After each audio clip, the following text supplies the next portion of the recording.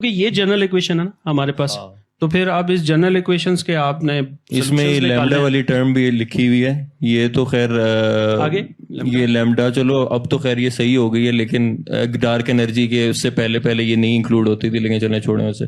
लेकिन कार्ल शॉर्टशील्ड था, German physicist था, मैथमेटिशियन था, बड़ी ज़बरदस्त मैथमेटिशियन था। तो वो वर्ल्ड वॉर वन में वो लिटरली लड़ रहा था, ट्रेंचेस के अंदर था वो बंदा। और उसने ट्रेंचेस के अंदर अंदर उसके क्योंकि वो अप टू डेट रहता था इवन ड्यूरिंग द वॉर के फिजिक्स और मैथ में क्या हो रहा है, तो किसी ने उसको भेज दिया आइंस्टाइन के पेपर्स, उसने पढ़ लिए, मास्टर भी कर लिए, और उसने कुछ महीनों में almost immediately after Einstein published his theory उसने पहला सोल्यूशन भी निकाल के दे दिया, जो कि आइंस्टाइन ने भी नहीं निकाला था, जो आइंस्टाइन जिससे बड़ा इंप्रेस हुआ।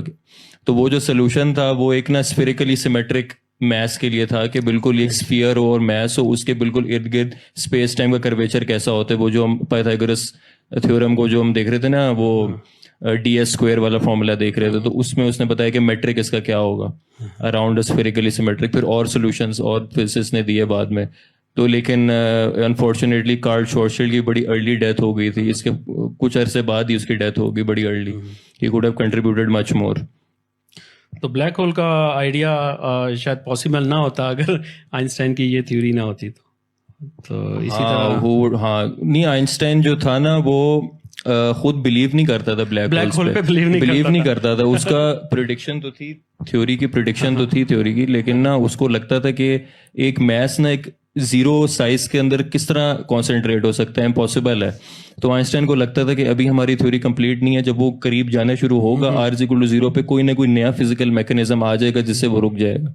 और अभी भी ये समझा जाता है कि अभी ये कोई ये मानता नहीं है कि r=0 पे जीरो पे कॉन्सेंट्रेटेड है सारा, में इन्फिनिट डेंसिटी तो नहीं हो सकती। कोई ना कोई क्वांटम इफेक्ट्स आते हैं जिससे वो थोड़ा सा स्मीयर आउट हो जाता है।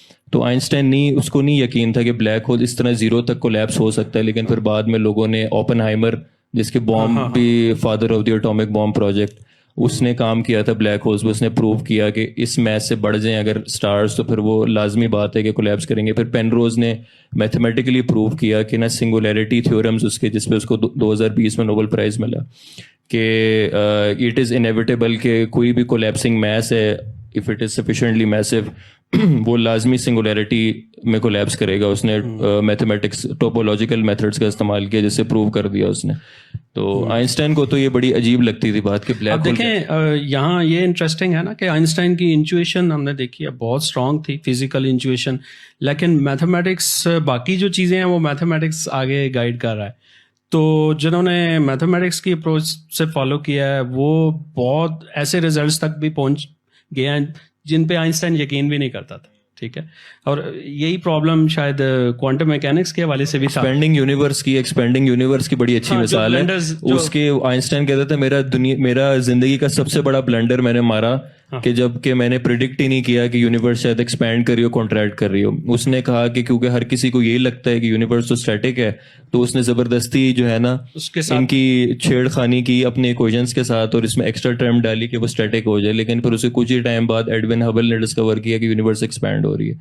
तो आइंस्टाइन अगर ये ना डालता ये एक्स्ट्रा टर्म और वो बस मैथमेटिक्स पे ट्रस्ट करता, तो उसको साफ वाजे हो जाता उसको कि universe should be either expanding और कॉन्ट्रैक्टिंग, जो कि बड़ा रेवोल्यूशनरी सी बात थी। किसी के जहन में भी नहीं था इससे पहले कि यूनिवर्स खुद कैसे फैल सकती है। यूनिवर्स तो यूनिवर्स है, वो तो टोटलिटी है, how can the universe expand. तो लेकिन आइंस्टाइन ने कहा मेरा बहुत बड़ा ब्लंडर हो गया मेरे से। तो आइंस्टाइन ने भी जो है ना काफ़ी चीज़ें मिस भी की हैं, बहुत चीज़ें मिस की हैं उसने, बड़े चीज़ें स्कोर भी की हैं, लेकिन उसने मिस भी बड़ी चीज़ें की हैं।